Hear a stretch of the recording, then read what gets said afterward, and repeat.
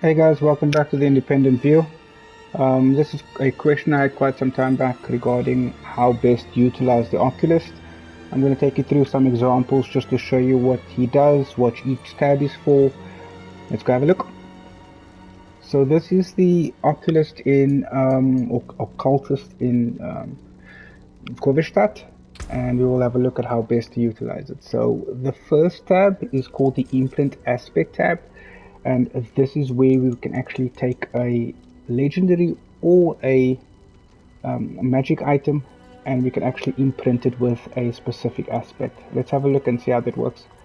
So if I have this rare wand, for example, let's say it's level 46 and it has some great perks that you would really like, I can put it into the top item, as you can see over here. And here you will see you have two options, Codex of Power or Aspects. So Codex of Power, these are aspects that you will collect throughout the map based upon certain caves or dungeons that you guys do. You can actually select a show by class only, so I'm playing with my sorceress. This will then highlight only the specific sorceress aspects that I can imprint on my wand, for example. It will change depending on jewelry, rings, and armor as well.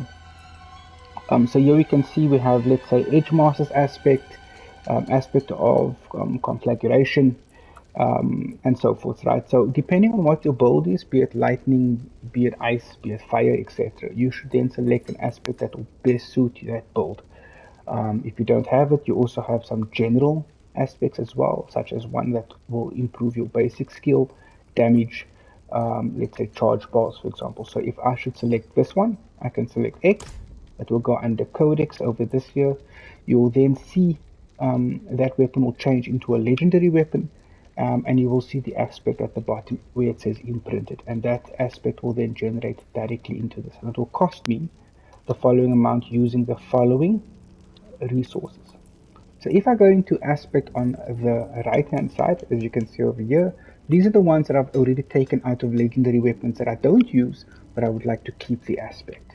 These ones are considerably normally higher than your normal Codex of Power. So normally if you find ones that has a specific higher value, like this here, you will see it deal 39%, and in the gray it shows you what the max range is that that weapon or that aspect can reach. So between 30 and 40. So I'm quite close to the max, which is 40. I will then deal 39% increasing burning damage. So this is something I can take if I select it here. On the wand as well, you can see that now if we go under preview, this is what it will look like, and you can actually see how that will affect your build depending on what you guys are doing. So I hope this answers some questions. Here you can also see the cost and the resources that it does. Play around. It's a lot of fun to actually optimize your characters, making sure that each and every single item, be it legendary or rare, that you guys are using is then contributing to the build that you guys are having as well. So let me know in the comment section if you guys do have any questions.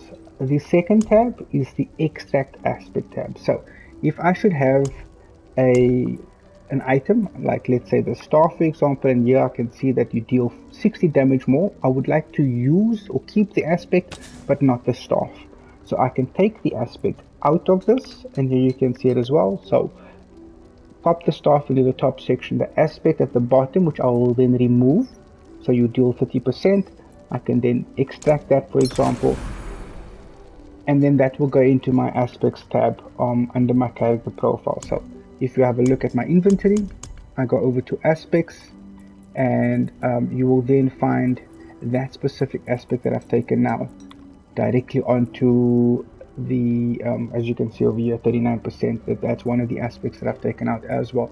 So all of the aspects that you will then remove from legendary items will appear under this here, which you can use at a later stage to put back into a different weapon or armor, etc, etc.